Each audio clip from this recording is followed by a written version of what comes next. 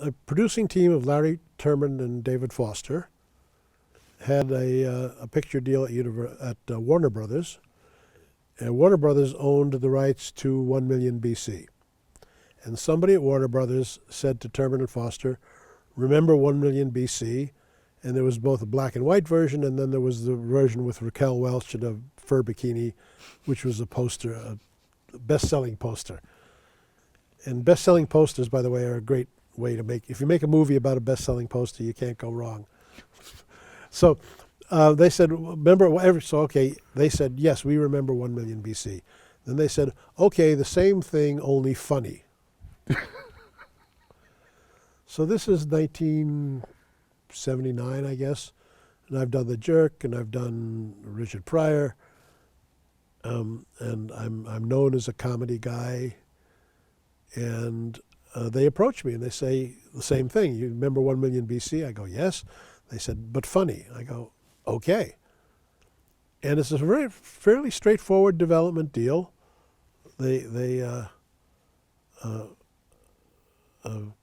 hired to write a screenplay, which I do, which is quite different from the movie, but I thought pretty funny. Are there actual words in the screenplay? In the first iteration, yes, they speak English, and the one tribe speaks English, the other tribe speaks French. They don't get along. Okay. And it's, I think, a perfectly serviceable, smart comedy. But Terman and Foster are thinking more Mel Brooks than Preston Sturges. Okay. And I can't blame them. So they say, how would you feel about taking on a collaborator?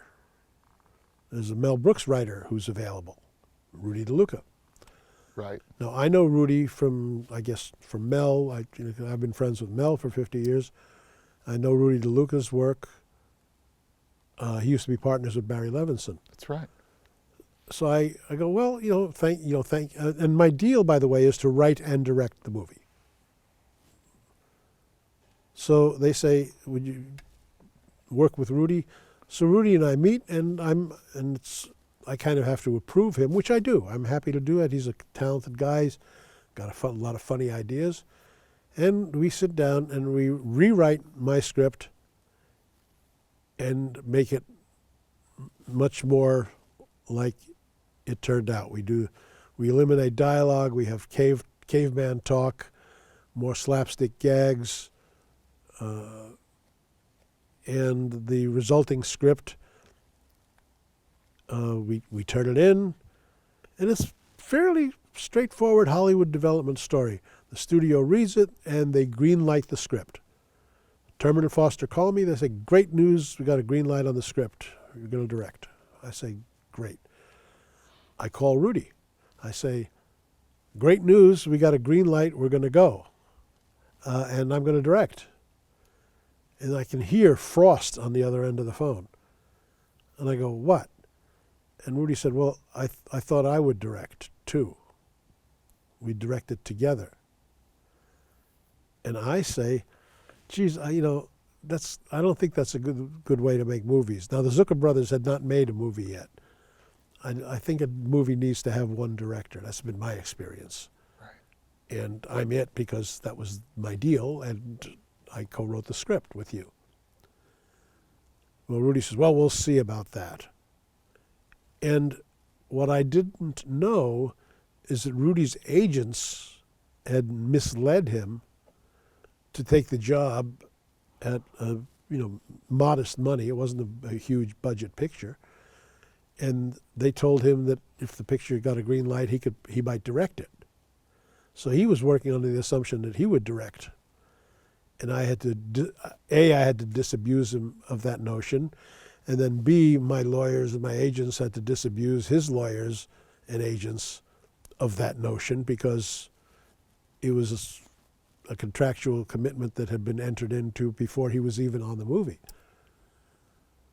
Well, he said, well, I'm going to tell everybody and blah, blah, blah. And I said, well, do what you have to do, but, wish us luck. I'm going to go direct the movie now. And interestingly enough, Rudy goes on to write The History of the World Part 2 with Mel Brooks, and the jokes that I cut from our script Wound up in History of the World? wound up in History of the World. But Rudy was an absolute co-collaborator with me on that script. The script would not exist without his. And did you and his he work sort there. of invent the language Yes, oh, together? Yeah. Yes, yes. And interestingly enough, by that time I'd visited Nepal and had hung out with Tibetans, and the Tibetan colloquialism for intercourse is zug. Is that where you got that, or was that coincidental? No. That's where I got it from. When you said zug zug, that's the only word in the picture that is an actual word of a living language. It happens to be Tibetan. The lead character has to be kind of a schnook, kind of a unassuming little guy. And there weren't, most movie stars are not unassuming little guys. I mean, not since Buster Keaton. Right. I would have loved to do it with Buster, but He was unavailable.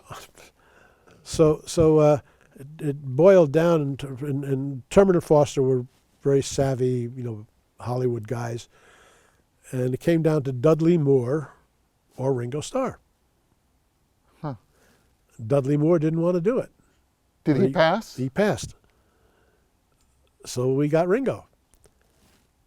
And we'll touch on this later, but I count myself lucky to have worked with a Beatle and a Marx brother. Were Ringo and Barbara Bach a couple before your film? No. Allison and I were matchmakers. We had a party at our house in which, before we left for location, the picture was shot in Mexico. Ringo and Barbara's eyes meet, but they each have a best friend at the time. Ringo is with a wonderful photographer named Nancy Andrews, and Barbara Bach is with some Italian industrialist, because that's who Bond girls marry or get to hang out with. And she was a Bond girl, even though she was Barbara Goldbach, the daughter of a police sergeant in Brooklyn, New York.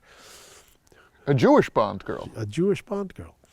So there is a little chemistry there, but now we're on location, we're shooting, and we're shooting for 4 or 5 weeks. We have, the way the schedule has been laid out, between Durango and Mexico City, where we finish on a studio in Churubusco, we have 1 week in Puerto Vallarta to film the water stuff. Okay. And we didn't really need a week, but the production manager figured after 5 weeks in Durango we could use the break and it would give everybody time to recharge.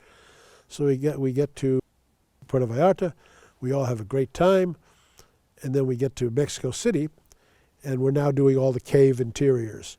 We were rehearsing the scene in which Ringo's character has drugged Matusak and in order to have his way with the girl. And it's a knockabout comedy. There's a lot of physical interaction between the three characters. Right. And I want to rehearse it and lay it out, so I've got it, so when we go to shoot it the next day, we've got it. So we rehearse in Barbara's room, which has a king-size bed, which is by design is roughly the same size as the set, the rock on which she's sleeping on the set. It's already built. So I get Matusak and Barbara and me, and we rehearse and we think of physical gags. You roll over, you fart, your head gets stuck between legs. We get those jokes down. And it's late, and we're at the Holiday Inn in Mexico City, and we finish rehearsing, and I'm going, and I got a 6 a.m. call, 7 a.m. call. I said, okay, let's call it a wrap. I'll see you all on the set tomorrow. And I leave, and Matusak leaves, and Ringo stays in the room with Barbara. The next day, they come to the set holding hands, and Doris Grau, the script supervisor, says, look who's in love. And they've been together ever since. And they even...